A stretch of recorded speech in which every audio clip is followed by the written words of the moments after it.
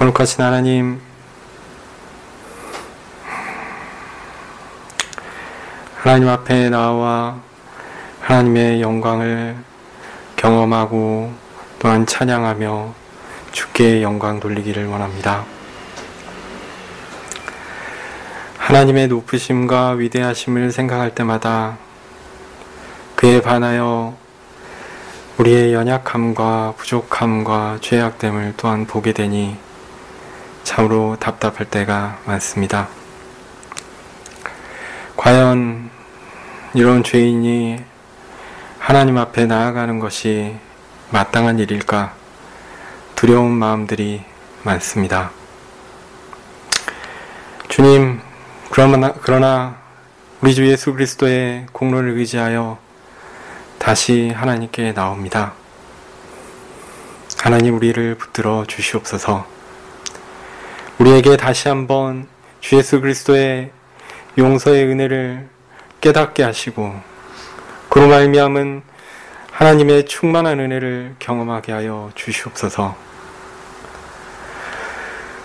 우리의 삶을 휘어잡고 있는 죄악의 세력들을 떨쳐버리고 주께 나와 오직 예수 그리스도를 의지함으로 하나님께 예배할 수 있는 용기를 우리 가운데 부어 주시옵소서.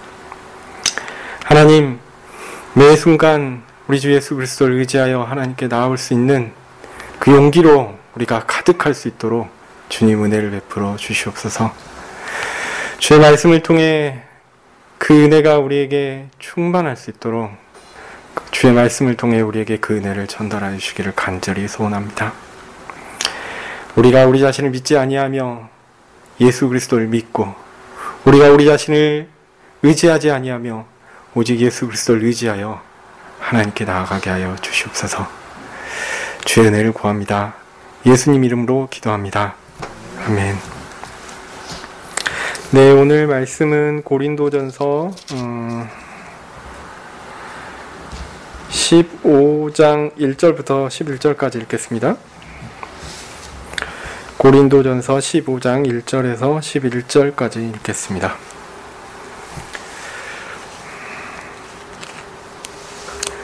제가 읽겠습니다. 형제들아, 내가 너희에게 전한 복음을 너희로 알게 하노니 이는 너희가 받은 것이요 또 그 가운데 선 것이라. 너희가 만일 나의 전한 그 말을 굳게 지키고 헛되이 믿지 아니하였으면 이로 말미암아 구원을 얻으리라. 내가 받은 것을 먼저 너희에게 전하였노니 이는 성경대로 그리스도께서 우리 죄를 위하여 죽으시고 장사 지낸 바 되었다가 성경대로 사흘 만에 다시 살아나사 게바에게 보이시고 후에 12 제자에게와 그 후에 500여 형제에게 일시에 보이셨나니 그 중에 지금까지 태반이나 살아있고 어떤 이는 잠들었으며 그 후에 야고보에게 보이셨으며 그 후에 모든 사도에게와 맨 나중에 만삭되지 못하여 난 자 같은 내게도 보이셨느니라. 나는 사도 중에 지극히 작은 자라. 내가 하나님의 교회를 핍박하였으므로 사도라 칭함을 받기에 감당치 못할 자로라. 그러나 나의 나된 것은 하나님의 은혜로 된 것이니 내게 주신 그의 은혜가 헛되지 아니하여 내가 모든 사도보다 더 많이 수고하였으나 내가 아니요 오직 나와 함께 하신 하나님의 은혜로라. 그러므로 내나 저희나 이같이 전파하매 너희도 이같이 믿었느니라. 아멘. 네, 물론 제가 지난주에 14장 후반부에 특별히 좀 뒷부분은 해설 못한 부분들이 있어서 그 부분들도 좀 다루고 하도록 하겠습니다. 우리는 고린도전서를 통해서 바울이 고린도 교회에 주고 있는 여러 교훈들을 살펴보고 있습니다. 14장에서 대표적인 성령의 은사 중에 방언과 예언을 통해서 은사의 기능과 특징을 알려주고 있습니다. 개인의 영적 필요를 위한 은사가 있고요. 공동체의 공적 예배를 위한 은사가 따로 있습니다. 이 은사를 우리는 지혜롭게 잘 사용해야 한다는 것이 바울의 주된 교훈입니다. 고린도 교회의 문제가 은사에 대한 이런 잘못된 이해와 활용에 있었기 때문입니다. 개인적 은사들의 특징은 은밀한 것이고요. 그래서 어떻게 볼 때는 신비롭게 보입니다. 그런데 공적 예배는 그런 신비한 것이 필요한 것이 아닙니다. 오히려 모든 사람이 함께 이해하고 동참할 수 있는 것이 필요합니다. 이런 은사의 성격을 오해하면 교회 안에 큰 혼란이 발생할 수 있습니다.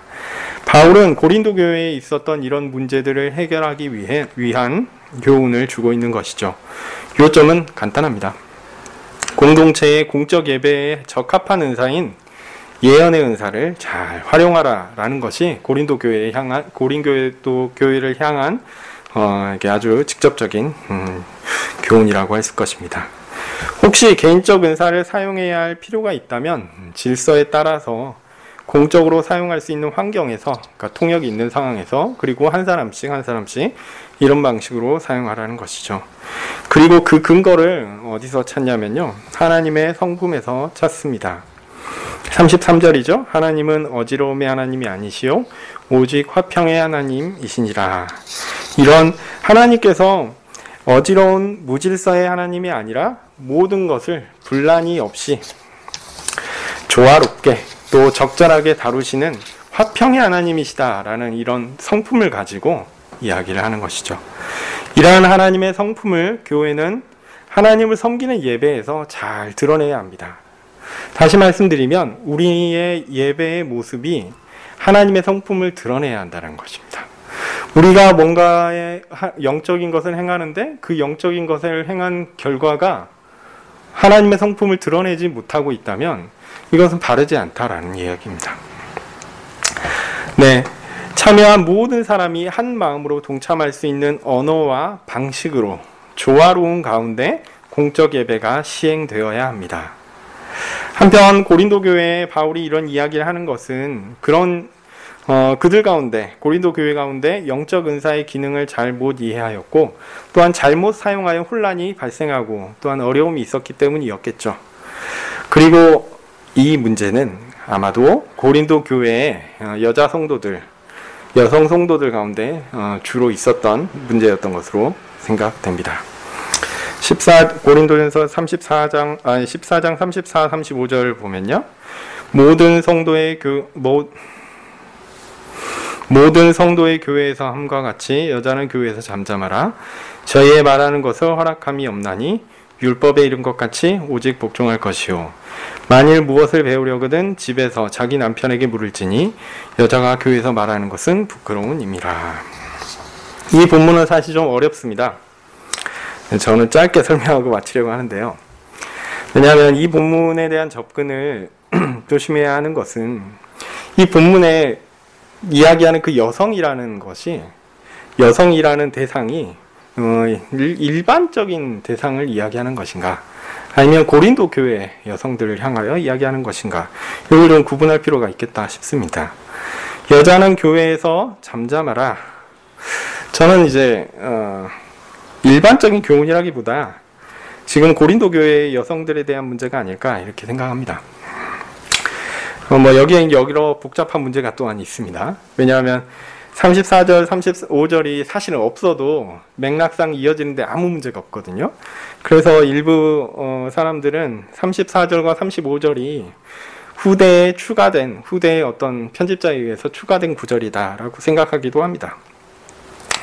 하여튼 저는 이제 그것과 상관없이 이 부분들이 있어도 크게 문제가 없고, 오히려 있는 것이 이제 당시 이제 고린도 교회 상황을 이해하는 데 있어서 좋지 않을까 이런 생각도 합니다. 어쨌든 근데 이게 중요한 게 뭐냐, 우리말 성경 번역에서 이 부분이 이제 보편적으로 모든 여성에게 해당되는 말로 생각되게끔 해석된 부분들이 있거든요. 그게 뭐냐면 34절 초반부에 뭐라고 나왔냐면 모든 성도의 교회에서 함과 같이 요 말이 나옵니다. 근데 헬라어상으로 이 구절을 구분하게 되면 요 구절은 이제 33절에 붙어 있습니다. 33절에 붙어 있어요. 물론 절이 구분된 거는요 16세기 일입니다. 그러니까 바울이 이 고린도전서를 쓰면서 절을 구분해가지고 쓰지 않고 그냥 쭉 썼어요. 그리고 대부분 이제 대문자로 쫙 썼기 때문에 실제로 문장 구분하는 것도 후대에 이루어진 일입니다. 어쨌든 이 부분이 앞에, 그러니까 33절에 붙을 수도 있고 34절에 붙을 수도 있는데 34절에 붙어버리면 조금 일반적인 얘기를 하게 되는 것 같아요. 저는 이제 이 부분을 좀 앞부분에 33절에 붙어 있는 것으로 이해하는 것이 낫지 않을까 그런 생각을 합니다.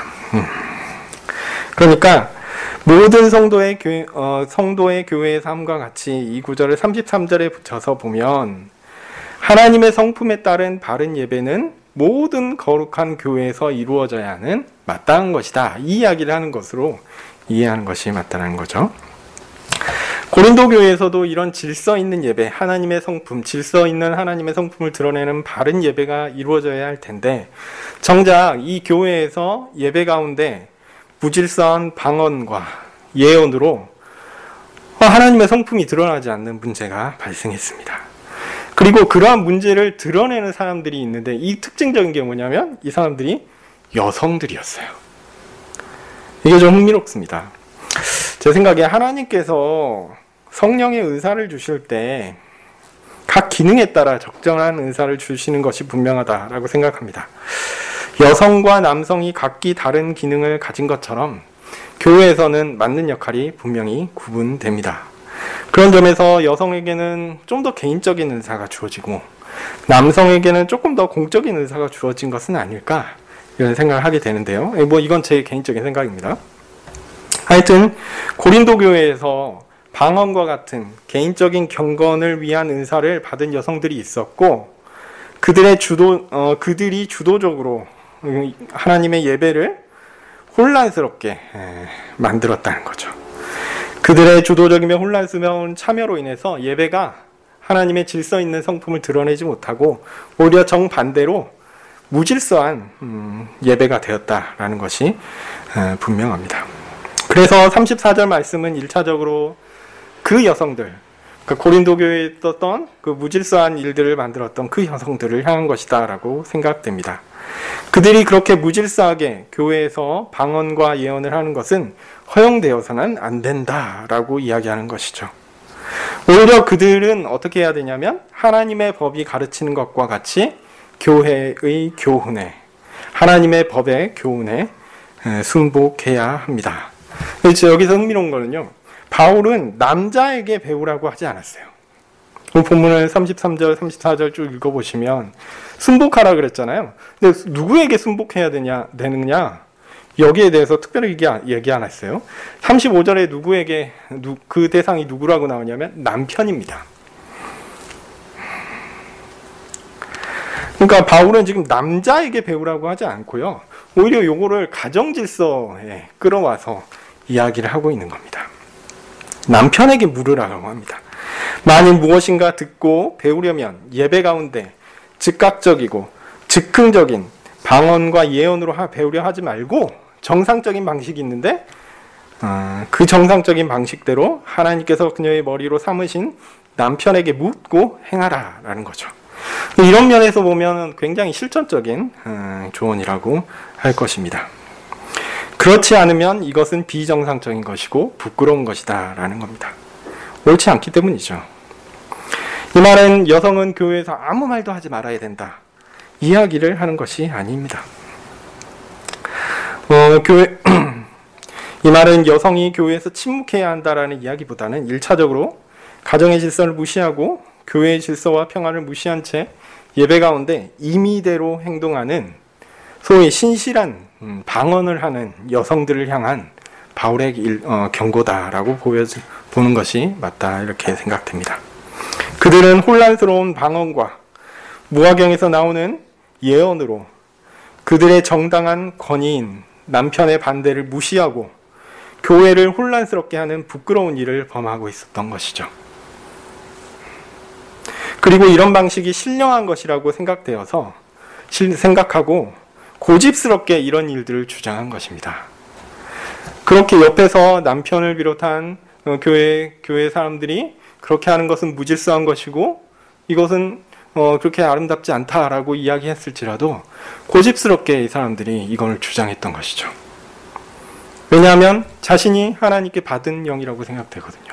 이것이 가장 신령한 것이고 이것이 가장 좋은 것이고 이게 하나님께 드려지는 예배라고 그들이 느꼈기 때문에 그렇습니다. 그런데 그들은 배워야 했던 것이죠. 그들은 하나님의 말씀이 내게 임했다 이렇게 주장했습니다. 그렇지만 바울은 36절에 말합니다. 너희에게만 하나님의 말씀이 있느냐? 그렇게 왔느냐? 37절에 그렇게 신령하다고 생각하는데 오히려 진짜 신령한 건 뭐냐면 바울이 직접 이렇게 기록하여 알려주는 바로 주님의 명령이다라는 거죠. 바울은 이것을 도장 찍듯이 말하고 있습니다. 37절 한번 읽어보겠습니다. 만일 누구든지 자기를 선지자나 혹 신령한 자로 생각하거든 내가 너희에게 편지한 것이 주의 명령인 줄 알라. 당신들의 생각이 맞는 게 아니라 내가 내 권위를 가지고 얘기하는데 내가 여러분에게 편지 쓰고 있는 요게 맞는 얘기다라는 거예요. 당신네들 그렇게 생각하는 내가 하나님께 신령한 것을 받았으니 예배 가운데 이 신령한 것들을 드러내는 것이 가장 좋은 것이요 가장 옳은 것이다 라고 생각하는 그것이 틀렸다라고 바울은 가르치고 있는 거예요. 오히려 어떻게 해야 됩니까? 가정 가운데 배워야 하고 무엇이 질서 있는 것들인가 하나님 질서 가운데 배워야 한다는 거죠. 네, 38절에서 만일 누구든지 알지 못하면 그는 알지 못하는 자라 이렇게 얘기하는데요. 38절에서 바울은 우리가 예배 가운데 행하는 것들, 즉 우리 이렇게 발생하는 것들을 이해하지 못하고 생각 없이 뭔가를 행한다면 그것은 알지 못하는 것이고 이건 무식한 것이다 라는 겁니다. 자, 무엇이 신령하고 무엇이 경건한 것입니까?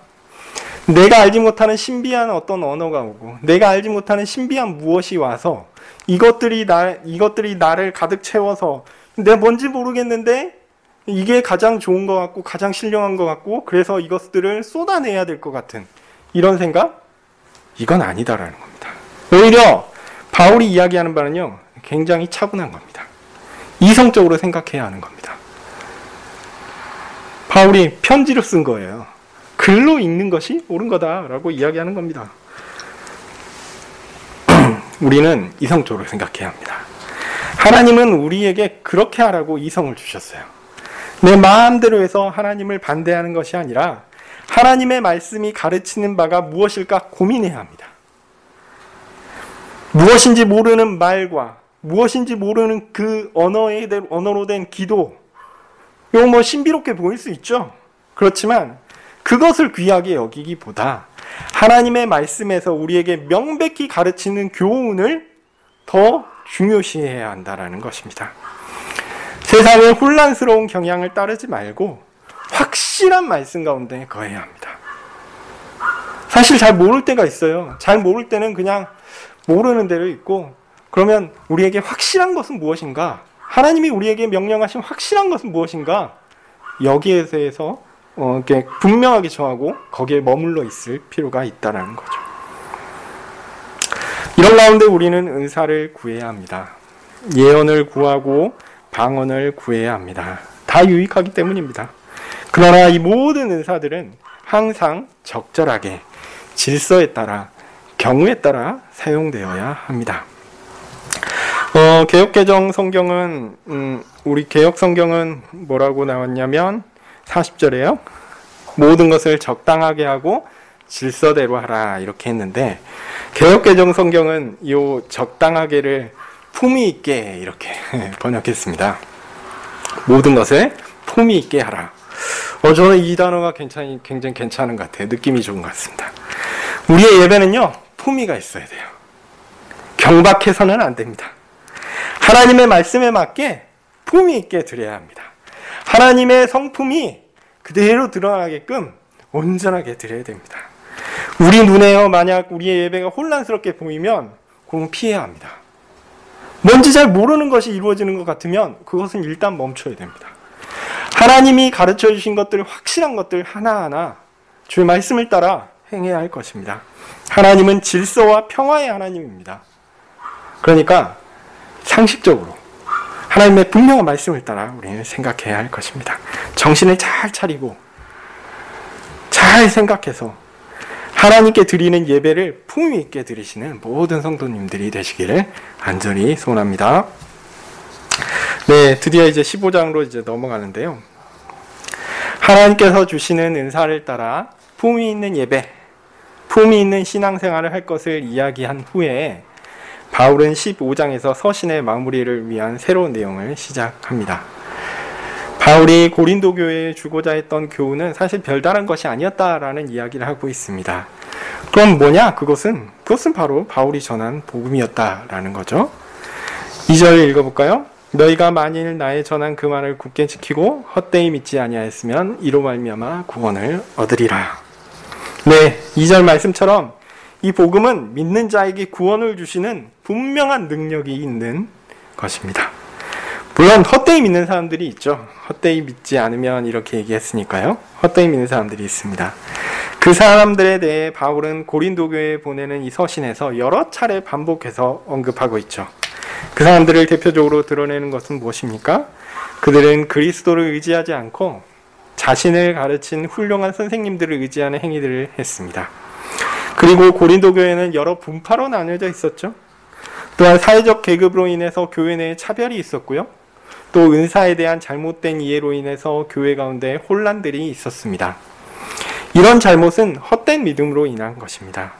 이제 그것을 벗고 새로운 제대로 된 바른 신앙으로 돌아와야 합니다.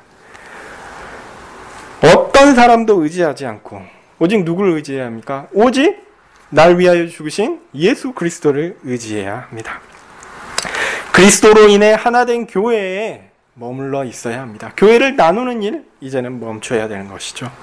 또한 사회의 방식이나 사회적인 어떤 지위로 인한 차이, 이것을 교회로 끌고 들어오지 않고 하나님의 법을 따르는 교회의 원리로 교회와 사회에서 살아가야 할 것입니다. 또한 은사의 기능에 따른 바른 이해와 실천으로 품위 있는 예배와 신앙생활을 지켜나가야 합니다. 이것이 바로 말씀을 지키는 것이요, 또한 오늘 말씀대로 보면 복음을 받은 것입니다. 물론 이것을 오해해서 말씀을 지키는가 지키지 않는가를 마치 내가 심판인 것처럼 판정하려고 하는 사람들이 있습니다. 근데 그것은 이제 올바르지 않습니다. 다만 그렇게 살아가는 것이 마땅한 것이다. 하나님의 말씀을 따라 살아가는 것이 마땅하다. 하나님의 말씀을 지키고 또 나를 그 하나님의 말씀의 기준에 따르게 하려는 그 노력이 우리의 바른 자세다라는 것은 옳은 것이죠. 물론 그런 행위로 내가 하나님의 말씀을 따르려는 그 행위로 우리가 구원을 받는 것은 아닙니다. 구원은 오직 그리스도께서 주시는 것으로 가능한 것이죠. 그러나 우리가 하나님의 말씀을 따라 살아간다면 그것은 자신이 신자라는 것을 드러내는 증거로 역할을 할 것입니다. 그러니까 하나님의 말씀대로 살아간다는 것은 내가 뭔가를 얻어내기 위한 것이 아니라 그냥 내가 하나님의 말씀대로 살아가는 것이 마땅하다라는 거죠. 마땅한 것이다라는 겁니다. 당연한 것이다라는 겁니다. 그런 삶에서 아직 모르는 것이 많고 부족함이 있어서 잘못이 드러난다면 어떻게 해야 될까요? 그냥 바울과 같은 선생님의 지적이 있다면, 영성 선생님이 지적을 해주면 그 지적을 가지고 잘못을 인정하고 다시 돌아오면 됩니다. 나의 자존심이나 입장이나 사회적 지위, 이런 것들은 별로 가치가 없습니다. 의미가 없습니다. 뭐가 중요한 거냐면요, 하나님 앞에서 인정받고 하나님 앞에서 상 받는 것이 최고입니다. 내가 하나님의 법을 지켰어요. 내가 하나님 앞에서 경건한 삶을 살려고 노력했습니다. 그런데 사람들이 인정을 안 하면 어떻게 됩니까? 안타깝죠? 왜 인정 안 해줄까? 이런 마음이 생길 수 있죠? 그런데요, 놀랍게도 하나님은 다 기억하세요. 그래서 우리가 그런 삶을 살 때 아무도 인정 못 받았구나. 아닙니다. 하나님은 반드시 기억하시고 인정해 주실 것입니다. 그리고요, 그게 더 좋은 겁니다. 사람한테 상 받는 거, 그것보다 하나님 앞에 상 받는 게 훨씬 더 좋은 겁니다. 그러니 최선을 다하시고요.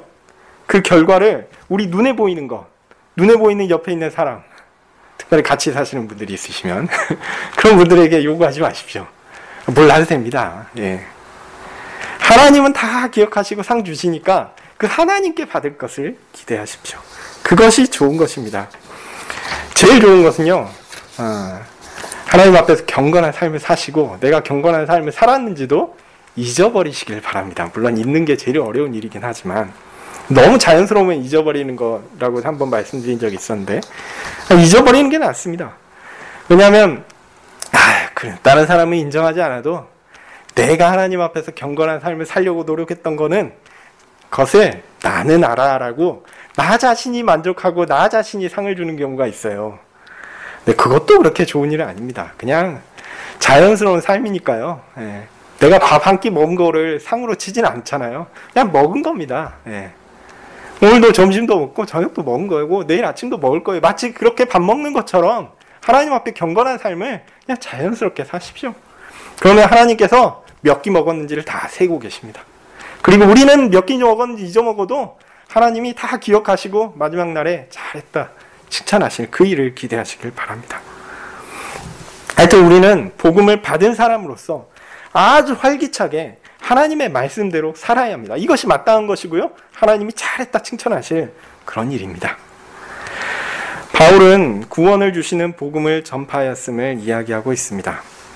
그리고 오늘 본문을 쭉 11절까지 쭉 읽어보시면요. 바울은 흥미롭게도 그 복음의 뿌리를 추적하고 있습니다. 자신의 복음이, 그러니까 바울이 전한 그 복음이 바울 자신에게 기원하지 않았다라고 주장합니다. 먼저는 복음의 내용을 이야기하고 있는데요. 3절이죠. 내가 받은 것을 먼저 너희에게 전하였노니 이는 성경대로 그리스도께서 우리 죄를 위하여 죽으시고 장사 지낸 바 되었다가 성경대로 사흘 만에 다시 살아나사 이렇게 얘기합니다. 사도신경 우리가 아까 고백했지만 사도신경에 나온 내용 그대로죠. 네, 이것이 복음의 내용입니다. 이 모든 것이 다 성경을 따라 이루어졌다라는 거죠. 하나님께서 우리의 죄를 위해 그리스도를 보내시고 죽게 하시고 장사하시고 다시 살게 하셨다. 이것이 하나님의 정하신 계획에 따라 이루어진 것입니다. 성경이 그것을 구약을 통해서 먼저 알리셨고 또한 신약을 통해서 이 성취된 내용들을 분명하게 알리셨습니다. 예수님이 이 모든 일들을 다 행하신 것입니다. 그리고 이것은 무엇을 위해서요? 우리의 죄를 위해서 이 일을 하셨습니다. 그리고 이런 자신의 사역을 분명하게 전하시기 위해서 제자들에게 부활하신 모습을 드러내셨습니다. 먼저는 게바, 즉 베드로에게 보이셨고 그 다음에 사도들에게 보이셨고요. 또 500명 이상의 형제들에게도 한꺼번에 보이셨습니다. 그리고 심지어 그렇게 부활하신 예수님을 본 사람들이 여전히 생존해 있다라고 바울은 이야기하고 있습니다. 그들 중에 죽은 사람도 있지만 여전히 살아있는 사람들도 많다라는 거죠. 예수님은 그렇게 특별히 야고보에게도 나타나셨다라고 바울은 기록하고 있습니다. 이 내용은 물론 복음서에는 기록되지 않는데 아마 특별한 어떤 에피소드가 있었던 것 같아요. 하여튼 예수님의 형제 야고보, 야고보서의 저자인 야고보, 그 야고보입니다. 그 야고보는 예루살렘 교회에서 특별히 권위가 있었던 사람인데 아마도 이런 예수님께서 나타나신 이유가 이렇게 특별히 요구하고 관계가 있지 않을까 이렇게 생각됩니다. 예수님은 그리고 다른 사도들에게도 나타나셔서 자신의 부활과 구원의 완성을 증거하셨습니다. 그리고 마지막으로는 누구에게까지 나타나셨죠? 한없이 부족한 사람, 요거는 이제 바울의 표현인데 그 바울에게도 보이셨다라고 바울은 부끄럽게 고백하고 있습니다. 자신은 예수님을 만날 가치가 없는 사람이었다라고 바울은 이야기하고 있죠. 왜냐하면 그가 교회를 핍박하는 사람이었기 때문입니다. 사도라고 불릴 만한 가치가 없는 사람이었는데 예수님께서 그럼에도 불구하고 그에게 나타나셔서 그를 복음을 전하도록 하셨다라는 고백을 하고 있습니다. 여기서 이제 몇 가지 살펴볼 거리가 있는데요. 먼저 이것을 쭉 이야기할 때 요 초점이 어디 있냐면 복음이 전파되고 있는 그런 그 순서에 대해서 이야기하고 있습니다. 우리의 죄를 위해 그리스도께서 죽으셨고 부활하셨고 제자들에게 나타내 보이시는 것이 복음의 내용입니다. 그러니까 객관적 어떤 사건이 아니라 이 사건이 어떤 사람들에게 전달되는 것까지 복음으로 보고 있는 거예요. 복음은 그리스도께서 하신 일이며 그리스도께서 자신이 하신 일을 전하도록 제자들에게 보이신 것이죠. 그러니까 복음은 누구의 것이냐면 그리스도의 것입니다. 그리스도께서 우리의 죄를 위하여 죽으셨으며 우리를 살리기 위해 부활하셨고 구원을 전파하기 위해 보이시고 알리신 것입니다. 이렇게 보면 복음과 그 전파의 주체는 모두 누구로 해석되어야 되냐면 그리스도로 해석되어야 합니다. 그러니까 교회가 받는 복음에는 다른 요소들이 들어가 있는 것이 아닙니다. 베드로도 보고 들은 것이고요. 야고보도 보고 들은 것이고요. 바울도 보고 들은 겁니다. 누가 행하신 일이죠? 그리스도께서 행하신 일이다라는 겁니다. 그러므로 교회는 오직 그리스도만 의지해야 한다라는 것을 이야기합니다. 우리는요, 그리스도만 바라봐야 합니다. 자신에게 복음을 전한 어떤 훌륭한 나의 그 복음, 영적 스승, 나의 선생님, 이것을 바라보는 것은 매우 어리석은 것입니다.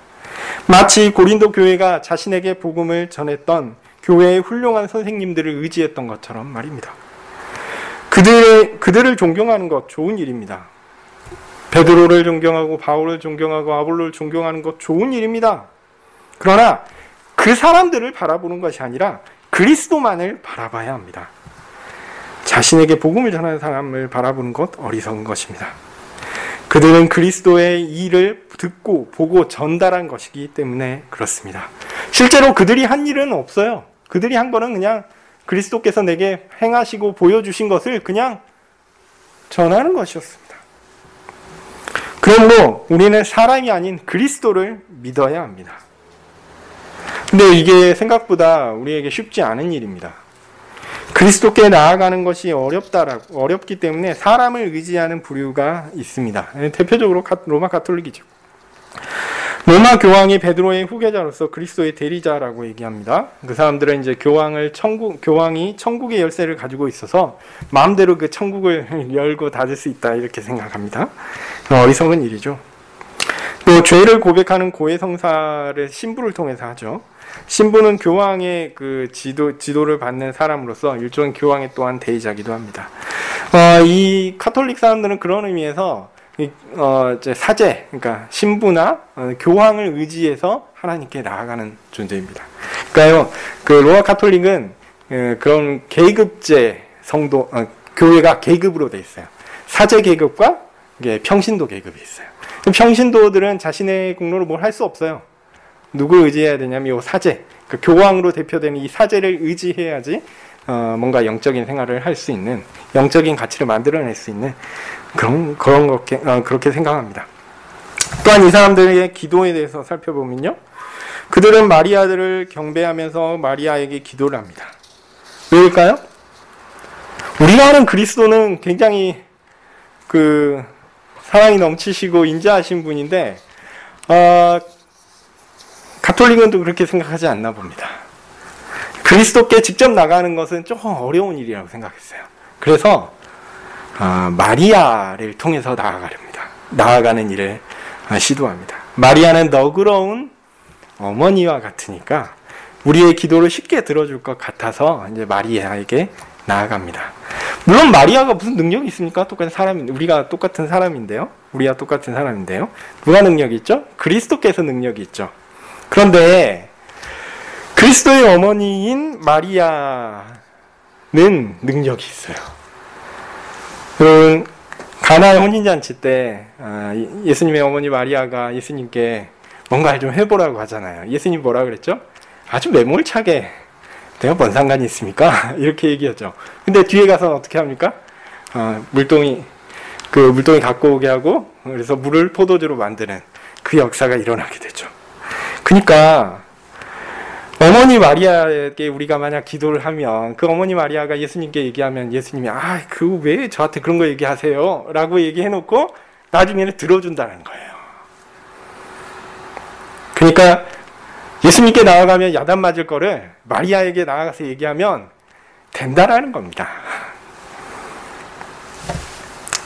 이렇게 사람을 의지하는 것이 더 쉽고 편하다라고 이 사람들은 생각합니다. 그래서 쉽게 사람에게 나아가죠. 그런데 그것은 옳지 않습니다. 이건 뭐 로마 카톨릭만 그러느냐? 우리 개신교도 사실 이런 일들이 많이 있습니다. 과도하게 목사에게 의존하는 일들이 많이 있습니다. 명절이라서 또 우리 목회자들 많이 챙겨주셔가지고 선물도 주시고 해서 너무 감사드립니다. 감사하는데 이건 섬겨주시는 마음에서 감사하는 거고, 근데 어떤 분들은 이제 우리 교회 성도님들이 아니라 어떤 분들은 목사를 챙겨야지 복을 받는다라고 생각하시는 분들이 있어요. 이렇게 좋은 생각은 아닙니다. 복 주시는 분은요 하나님이십니다. 물론 뭐 섬기는 일이 이게 나쁘진 거는 아니지만 이게 어떤 공로가 되어서 뭔가를 얻으려고 하시면 조금 좀 거시기 합니다. 그러니까 목사는 교회의 크고 작은 일을 감당하라고 임명된 사람입니다. 그를 통해서 성도의 영적인 필요를 돌보는 것은 마땅히 정한 것이죠. 그러나 목사 자체가 특별한 어떤 권한이나 어떤 뭐 능력을 가진 사람은 아닙니다. 영적 권력이 있어서 그것을 마음대로 휘두를 수 있는 사람도 아닙니다. 영적 권위는 어디에서 나오는 거죠? 교회 회의를 통해서 나오는 것이지 목사 개인의 지위에서 나오는 것이 아닙니다. 목사가 자기 마음대로 무엇인가를 하려고 한다면요, 그것은 옳지 않습니다. 교회에 정한 질서를 따라 모든 일은 이루어져야 되는 것이죠. 그러니까 목사 개인을 의지하지는 마시길 바랍니다. 말씀을 선포하고 귀한 영적인 일을 돌보는 목사를 소중히 여기셔야 합니다. 존중하셔야 됩니다. 그러나 그를 의지해서는 안 됩니다. 오직 그가 전파하는 그 복음의 내용, 그리스도의 일하심과 그리스도께서 우리에게 주신 그 은혜, 그것을 의지하시길 바랍니다. 목사도요 똑같이 한 명의 성도일 뿐이고 똑같이 모든 성도들과 함께 그리스도를 의지해야 하는 자일 뿐입니다. 우리가 바라봐야 하는 참 교회의 주인은요 오직 예수 그리스도 뿐이십니다. 우리 함께 손잡고 가는 것이지 이게 목사를 통해서 하나님께 가는 것 절대 아닙니다. 네, 다른 중요한 것은 복음을 그리스도께서 제자들에게 그리고 쭉 이어서 바울에게도 전하셨다라는 거죠. 그러니까 베드로가 전한 것이나 바울이 전한 것이나 내용에 있어서는 동일하다라는 이야기를 하고 있습니다. 고린도 교회의 분파 문제가 이제 좀 어려운 문제였는데 이들은 이제 자신의 선생님들, 그러니까 특별히 목사도 저도 그렇고 이렇게 우리 다른 목사님들도 그렇고 그 좀 강조하는 바와 또 생각하는 바에 있어서 표현 방식이 좀 다를 수 있어요. 그래서 어떤 사람들은 어떤 그 성화의 측면에 있어서를 강조하고 어떤 사람은 칭의의 측면에서를 강조하고 이런 어떤 경향성의 어떤 그리고 각 교회에 처한 상황에 따라서 전달하고자 하는 그런 내용들이 또 다를 수 있거든요. 그러니까 또 각 그 내용들을 받아들이는 그 성도들에게 있어서 성향이나 상황에 따라서 어떤 그것들을 선호하는 방향이 다를 수 있어요. 복음의 내용들이 다 이게 동일하다고 하더라도 어떤 세부적인 부분에 있어서 어떤 내용들이 강조되고 어떤 내용들이 좀 덜 되고 이런 부분들이 있기 때문에 서로가 서로에 대해서 선호하는 부분들이 있을 수 있습니다. 사람들이 연약하니까요. 부족하니까 이런 부분들이 분명히 있습니다. 꼭 그거에게 죄된 부분이 아니라고 할지라도 이런 어떤 사람들로 인한 어떤 차이가 존재할 수 있습니다. 그런데요, 각 선생님에 따라서 그 복음 전파자에 따라서 이런 부분들의 어떤 차이가 있을지는 모르나, 그러나 그들이 전하는 동일한 내용들, 앞기 안에 있는 그 내용들을 우리가 잘 봐야 합니다. 그리고 그 차이 때문에 그 사람들을 차등해서 볼 필요도 없습니다. 왜냐하면 그것은 그 개인에 의해서 전하는 사람의 어떤 강조점이나 그런 것들에 의해서 그런 것들이 중요한 게 아니라 그들이 전하는 복음의 핵심적인 메시지, 그리고 그리스도께서 주시는 은혜가 이게 핵심적인 것이기 때문입니다. 네. 바울이 전한 것은 옳은 것이고 또한 그들에게 바울이 전한 복음의 권위는 결코 부족함이 없습니다. 그런데 어떤 성도들이 생각하기에 약간 조금 강조점에 있어서 다른 부분들이 있기 때문에 바울을 선호하지 않고 배제하고 이렇게 하는 것은 옳지 않습니다. 잘 생각해 봐야 됩니다. 복음은 전하는 사람의 가치에 따라서 바뀌는 것이 아니라 그 전하는 분, 그 전하는 대상이죠. 즉 그리스도로 말미암아 정해진 것이기 때문에 그 전하는 사람의 어떤 부족함이나 연약함과 허물이 그리스도를 가릴까봐 두려움이 되는 것이지 그 복음 자체가 굉장히 존귀하다, 매우 존귀한 것이며 동일한 것이다 라는 것들을 바울은 강조하고 있습니다. 그러니까 이 포인트를 우리가 잘 이해해야 된다는 거죠. 바울은 자신이 이렇게 존귀한 복음을 전하는 것이 얼마나 큰 하나님의 은혜인지를 또한 고백하고 있습니다. 아무런 가치가 없는 사람에게 엄청난 존귀한 은혜가 주어짐으로 이 은혜가 얼마나 위대한 것인지 드러난다라고 또한 이야기하고 있습니다. 또한 그는 그 은혜가 너무나 효과적이어서 그렇게 더 악한 사람이었던 자신이 다른 사람들보다 복음을 위해 더 수고하게 되었다라고 고백하고 있습니다. 그 표현이 11절에 나오는 내용이죠. 내가 모든 사도보다 10절입니다. 내가 모든 사도보다 더 많이 수고하였으나 내가 아니요 오직 나와 함께 하신 하나님의 은혜로라.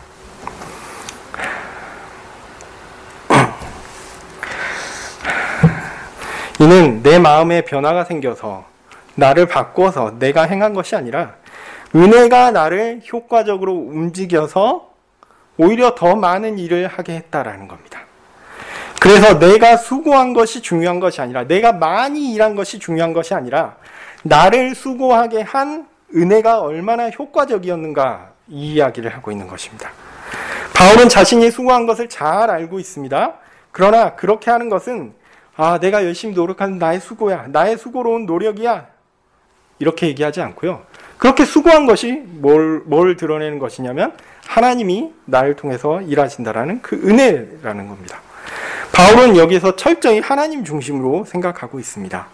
나의 죄악과 부족함을 볼 때 그런 존귀한 일을 감당할 자격이 없는데 그런 사람을 하나님께서 쓰시니 얼마나 놀라운 일인가라고 생각하는 것입니다. 네, 참 신자가 이렇습니다. 이렇게 생각하시는 분들이 있는데 이건 잘못입니다. 내가 이것을 가졌습니다. 그리고 내가 이런 영적 은사를 소유하고 있고 어떤 일을 위해서 사용했습니다. 그러면서 하나님께서 그렇게 나를 이렇게 높이시고 세상에서 나는 이렇게 대접을 받고 있습니다. 이렇게 생각하시는 분들이 있을지 모르겠는데요. 참신자는 바울에 따르면 이렇게 생각하지 않습니다. 자랑하지 않습니다. 그저 은혜가 자신을 이끈 삶을 감사할 뿐입니다. 내가 이렇게 많이 수고하였구나. 이게 드러나는 게 아니라 이렇게 수고하도록 하나님께서 나를 이끄셨구나.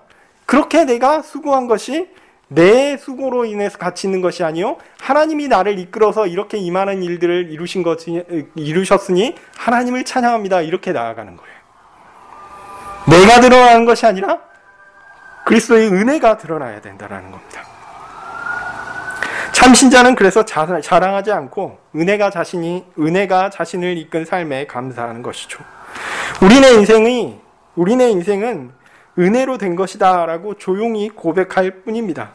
내가 가진 게 있으면 그것으로 감사하고 가지지 못한 것이 있으면 또 주십사 하나님께 간구할 수 있습니다.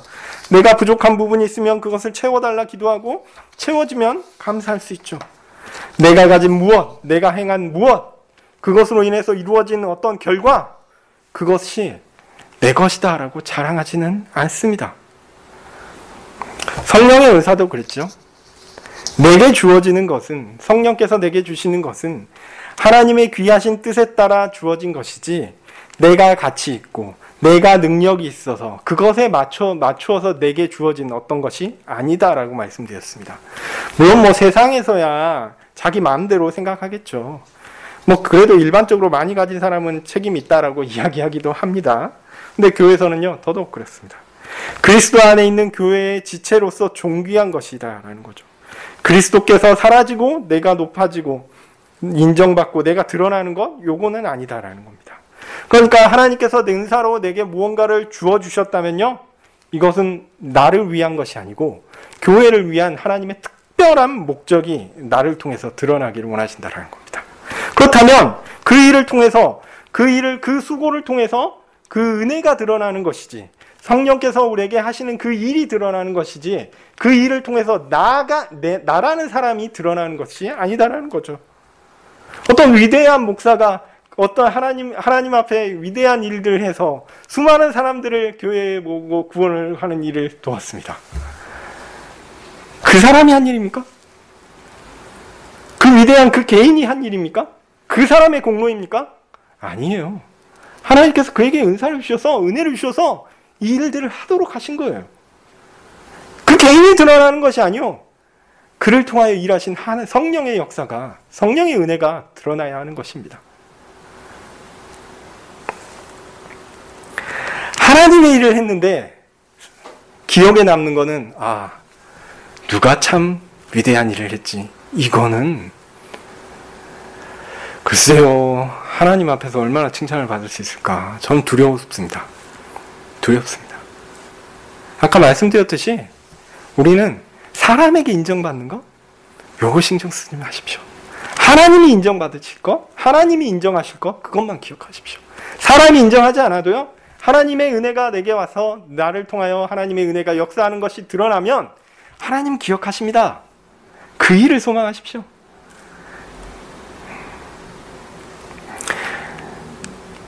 우리가 하늘나라 가서 위대한 하나님의 성도들을 볼 텐데, 그 사람들은 아마 우리가 잘 알지 못하는 사람들일 가능성이 많습니다.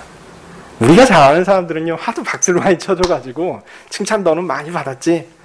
하나님이 더 칭찬하실 분들은 아마 우리가 기억하지 못할 그런 위대한 존재들이 있을지 몰라요. 그런 분들이 되시기를 소망하기를 바랍니다.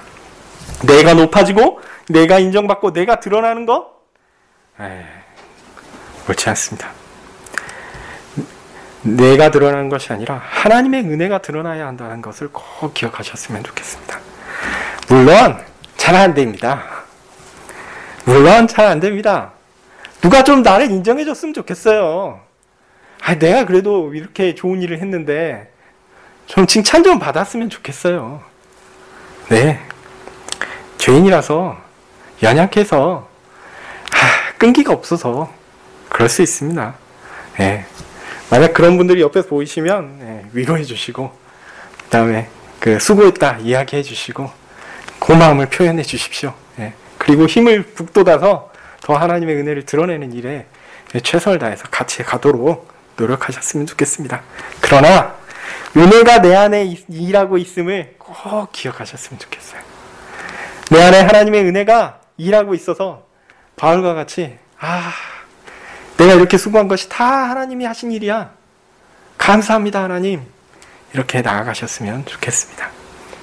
이렇게 그리스도의 복음을 듣고 받은 제자들은 동일하게 그리스도를 전파하였고 그리스도를 믿었습니다. 그리고 고린도 교회도 이 동일한 경험을 한 것이죠. 다르지 않습니다.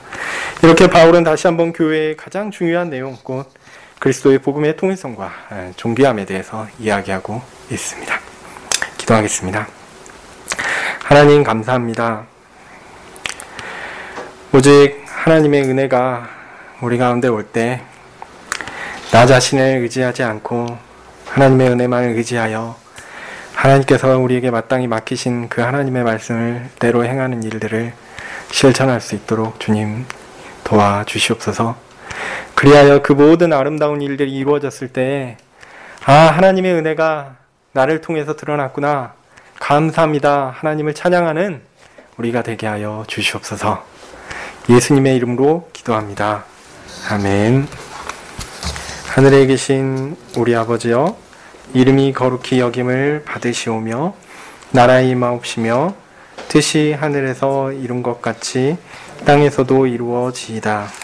오늘날 우리에게 일용할 양식을 주옵시고 우리가 우리에게 죄 지은 자를 사하여 준 것 같이 우리 죄를 사하여 주옵시고 우리를 시험에 들게 하지 마옵시고 다만 악에서 구하옵소서. 대개 나라와 권세와 영광이 아버지께 영원히 있사옵나이다.